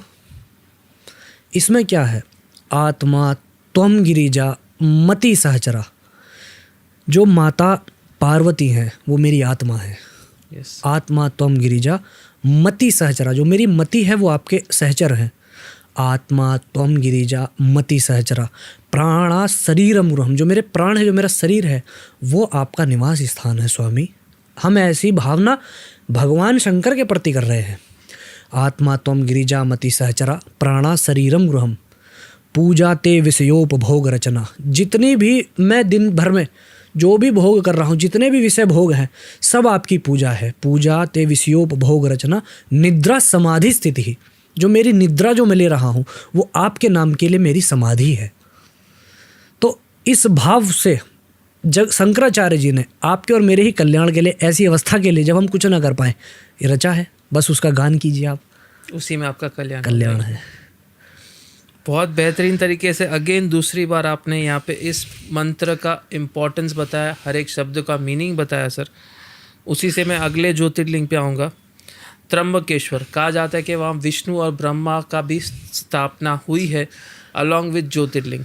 इसके बारे में कुछ बताइए सर। जैसा कि आप नाम से ही पता चल रहा है, त्र्यंबक यानी कि 3 जो देव हैं तीनों का ही वहाँ पर स्थान है। और शिवलिंग में तीनों, कहीं भी शिवलिंग में तीनों ही देवता समाहित होते हैं। ओके।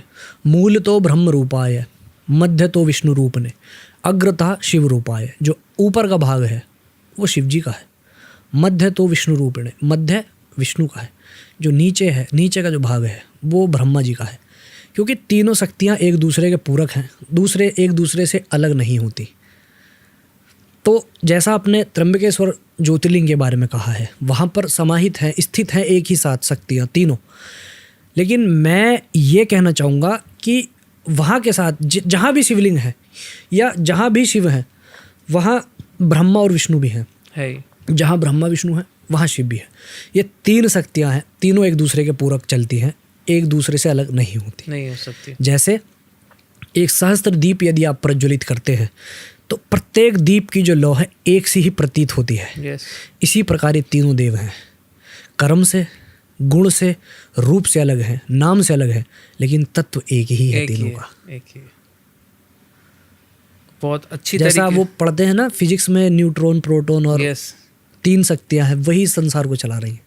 ऐसे ही ये हमारी शक्ति हमारे सनातन धर्म शास्त्र में है। अगर भीमा शंकर की बात करें तो भीमा शंकर भी कह सकते हैं यहाँ पे जो स्वयंभू वहाँ पे उत्पन्न हुआ था शिवलिंग का, वो कैसे कहते हैं कि किसी राक्षस को मारने के बाद भीमा शंकर का भीम नामक राक्षस, ओके, जो भीम नामक राक्षस हैं, और उन्होंने जब देवताओं को काफ़ी परेशान करना प्रारंभ कर दिया है, आम जन को काफ़ी परेशान करना उन्होंने प्रारंभ किया है, तब भगवान शिव जी ने उनके संहार के लिए अवतार लिया है और उसका संहार किया है। और संहार के पश्चात देवताओं के आग्रह पर उस शिवलिंग में ही ज्योति के रूप में स्थापित वो हो गए हैं। और देवताओं के आग्रह पर जब वो समाहित हुए हैं तो उस स्थान का नाम भीमा शंकर इसीलिए पड़ा है, क्योंकि भीम नामक दैत्य का वध भगवान शिव जी ने उस धरा पर किया है। तो आप ये देखिए कि ईश्वर बार बार ये कितना दर्शा रहे हैं कि मैं कितना दयालु हूँ कि जिस दैत्य को मैंने मारा है उसी के नाम पर मैं अपने अपना स्थान ले लिया है। अब आप सोचिए कि जिस दैत्य को मारा है, जिस दैत्य ने इतना अधर्म किया है, इतना पाप किया है, फिर भी वो इतने दयालु हैं कि मैं उसके नाम पर अपना नाम रख रहा हूँ। कि वो यदि आप सत्कर्म करते हैं तो वो आपको कितना तार देंगे, जब वो एक दैत्य को अपने नाम का अपना स्थान उसके नाम पर रख सकते हैं। तो बहुत बढ़िया। अंत में 3-4 ऐसे सवाल पूछना चाहूँगा इस पॉडकास्ट को एंड करने से पहले। हमारा जो पॉडकास्ट इस पॉडकास्ट को शूट करने का मेन कारण ये था कि जो हमारा यूथ जो भटक रहा है इस समय जी, शिव जी की कह सकते हैं अननोन फैक्ट्स या शिव जी के मिथ्स को लेके, रुद्राक्ष धारण करना, जटाओं को अपने बालों में लगाना, ये सब को दूर करना था, जो हमने first half of this episode कर दिया है। अंत में ये पूछना चाहूँगा कि अगर श्रावण मास में टॉप 5 ऐसी चीज़ें बताइए जो एक आम इंसान को करनी चाहिए, और साथ ही में टॉप 5 ऐसी चीज़ें बताइए जो नहीं करनी चाहिए। देखिए सबसे मेन क्या है श्रावण मास में एक व्यक्ति को जो करना चाहिए, प्रातःकाल ब्रह्म मुहूर्त का स्नान, प्रातःकाल ब्रह्म मुहूर्त का स्नान, उसके पश्चात पवित्र हो गए, पवित्र साफ स्वच्छ वस्त्र पहनिए, सिले हुए वस्त्र ना हो, मंदिर जा सकते हैं जहाँ भीड़ ना हो, अच्छे से मन लगाकर आप यदि जैसा मैंने बताया पॉडकास्ट में कि अच्छे से बैठ सकते हैं तो वो उस स्थान का चयन कीजिए। नहीं है कोई ऐसा स्थान, अपने घर के मंदिर को चयन कीजिए, साधना कीजिए, ध्यान कीजिए। और एक जो सबसे उत्तम कार्य है, मैंने अपनी स्टोरी पर भी लगाया है, शिव महापुराण का अध्ययन करो आप श्रावण मास में। शिव महापुराण के अंतिम पृष्ठ में जब आप पढ़ते हैं 7वीं संहिता के अंत में, तो उसमें दिया गया है कि जो व्यक्ति 3 से 5 बार शिव महापुराण का अपने जीवन पर्यंत अध्ययन स्वाध्याय करता है उसका मोक्ष कहीं नहीं गया। तो ये 5 चीज़ें हमें करनी बिल्कुल करनी चाहिए। और कुछ कार्य ऐसे हैं जो नहीं करने चाहिए, तो वो केवल मैं इस विशेष मास में नहीं कहूँगा कि कुछ कार्य नहीं करने चाहिए, क्योंकि जैसा भी श्रावण मास है इसमें आपको जैसा जानते हैं कि कड़ी वगैरह नहीं खाते हैं, है ना, काफ़ी सारी चीज़ें, बैंगन नहीं खाते हैं। तो ये तो एक मौसमी चीज़ें हो गई कि हमें नहीं करना चाहिए, नहीं खाना चाहिए। इसका भगवान से कोई मतलब नहीं है, हमारे शरीर का ही जो बैलेंस है वो बिगड़ जाएगा। लेकिन कुछ बातें मैं ऐसी कहना चाहूँगा कि जो हमें नहीं करनी चाहिए, श्रावण मास हो या कोई भी मास हो, कोई भी समय हो। सबसे पहला क्या है कि आपकी भक्ति की वजह से किसी और को हानि ना हो। जैसा कि अभी आप देख रहे हैं कि कोई कांवड़ ला रहा है, ठीक है, मैं गलत नहीं कहूँगा, बात समझना, मेरी बात का सार समझना। कोई व्यक्ति भाव से भक्ति से ला रहा है कांवड़, ठीक है, बहुत अच्छी बात है। कोई अब देख रहे हैं रिसेंट में बहुत ऊंची कांवड़ ला रहे हैं, ऊंची के लिए प्रशासन मना कर रहा है कि इतने फिट होनी चाहिए, इतनी नहीं होनी चाहिए, तो वो व्यक्ति क्या किए हैं, उसको ऐसे ले आए हैं। जो पहले ऐसे आ रही थी वो ऐसे हो गई है। रोड का क्षेत्रफल तो उतना ही है, उस क्षेत्रफल में आप भी चल रहे हो, पीछे एक आम आदमी जो अपनी रोजी रोटी के लिए जा रहा है, यदि उसके पास ऐसी व्यवस्था नहीं है कि वो कांवड़ के लिए जल लेने के लिए 1 महीने तक छुट्टी ले सके, तो ऐसा कार्य मत कीजिए कि आपकी भक्ति की वजह से किसी और का कार्य रुके। आम आदमी परेशान होता है।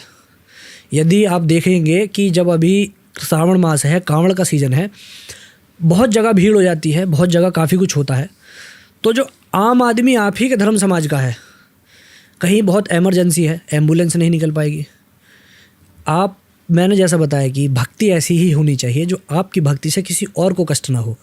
इंसान आपसे कुछ नहीं कहेगा धर्म के चलते, लेकिन उसको मन से कहता है यार ये कैसी भक्ति कर रहे हैं, मैं ऑफिस के लिए लेट हो रहा हूँ, या मेरे घर का व्यक्ति एम्बुलेंस में, मुझे जल्दी से जल्दी हॉस्पिटल पहुँचना है, रास्ते में ही मर जाएगा।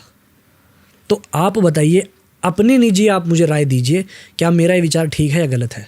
100% सही है। भक्ति ऐसी जो केवल आपके और आपके भगवान तक हो, तीसरा उसमें कोई नहीं आना चाहिए। यदि फल चाहिए तो आप लो, उसका कोई बुरा फल चाहिए तो भी आप ही लो, किसी और से मतलब नहीं होना चाहिए। तो आपकी भक्ति का जो प्रभाव है किसी और पर ना हो, किसी और के ऊपर उसका नकारात्मक भी प्रभाव ना पड़े। मैंने बहुत बार देखा है, बहुत बार मैंने इसको ऑब्जर्व किया है कि आप तो अपना मस्त ला रहे हो, भगवान के प्रति भाव है जैसे भी ला रहे हो, लेकिन सामने वाले व्यक्ति की भाव है लेकिन उसकी व्यवस्था नहीं हो, उसे ऑफिस से छुट्टी नहीं मिल रही, या वो अपने व्यवसाय को छोड़कर नहीं जा सकता, लेकिन आप ला रहे हो, आपकी वजह से वो तकलीफ़ उठा रहा है। तो ऐसी भक्ति का मेरी नज़र में भाई कोई फ़ायदा नहीं है। क्यों? क्योंकि वो जीव भी उस भगवान का बनाया हुआ है। जैसे आपको भगवान ने रचा है, जैसे आपके हृदय में भगवान है, ऐसे ही उसके हृदय में भी है। तो ऐसे कार्य मत करो भाई जो किसी और को मतलब हानि पहुंचे। बस इतना ही कार्य है। बाकी तो बहुत सी चीज़ें ऐसी हैं जो नहीं करनी चाहिए। मदिरा का पान मत करो, व्यसन मत करो, किसी पराई स्त्री को मत देखो, ऐसे गलत कार्य मत करो, व्यभिचार मत करो, किसी भी प्रकार का कोई गलत कार्य मत करो। और एक बात जो मैंने अभी रिसेंट में पढ़ी है स्कंद पुराण में, यदि आप भगवान को प्रसन्न करना चाहते हो, भगवान को प्रसन्न यदि आप सबसे जल्दी शिव जी को करना चाहते हो, वो तपस्या से प्रसन्न होते हैं। तपस्या क्या है भगवान शिव जी के संबंध में? उन्होंने खुद कहा है कि पराई स्त्री को देखकर आपके हृदय में नपुंसकता का भाव आ जाए, ऐसे भक्त से मैं सबसे अधिक प्रसन्न होता हूँ, ऐसे साधक से। यदि आप किसी माता बहन को देखें तो आपके हृदय में वो भाव ही ना आए। प्रसन्न भगवान, मत जाओ मंदिर, मत करो पूजा। ये मैं अपने मन से नहीं कह रहा हूँ, स्कंद पुराण में मैं आपको दिखा दूंगा, उल्लेख है इसका, जो शिव जी खुद बता रहे हैं कि यदि जो सच्चा भक्त है वो ये चीज़ जो जान गया है कि सच्चाई क्या है और ऐसे जो चलता है, वो उसे मतलब मेरे को सबसे अधिक प्रिय वो है। तो इतना कार्य सब आप कीजिए भैया। बहुत बढ़िया रहा। जैसे आपने कहा, इस पॉडकास्ट को अंत करने से पहले एक किस्सा शेयर आपके साथ करना चाहूँगा। जो आपने कहा कि कावड़ यात्रा से इस समय दूसरों को तकलीफ़ होती है, इसी से मैं एक किस्सा जो मैंने रिसेंटली सोशल मीडिया में देखा था, जो हम इस टॉपिक का हमारा जो बेस है, इस पॉडकास्ट का बेस है, वो है सोशल मीडिया और यूथ। रिसेंटली मैंने देखा था एक कपल अपनी गाड़ी के ऊपर 12 के 12 ज्योतिर्लिंग के उन्होंने अलग अलग पिक्चर्स लगाए थे और वीलॉग बनाया था, 31 डेज़ 12 ज्योतिर्लिंग हम कंप्लीट करेंगे। अब वो सच्चे मन से जा रहे हैं या just to make a vlog, ये हम नहीं जानते हैं, लेकिन ये इतना ट्रेंडिंग हुआ कि आज अलग अलग देश के कोने से ये ट्रेंड शुरू हो चुका है कि 31 डेज़ में हमें 12 ज्योतिर्लिंग करने हैं। ये ट्रेंड को फॉलो कर रहे हो, आप भक्ति के मार्ग पे नहीं जा रहे हो। मैंने बताया ना, कांवड़ में भी अभी यही हो रहा है, लोग होड़ कर रहे हैं।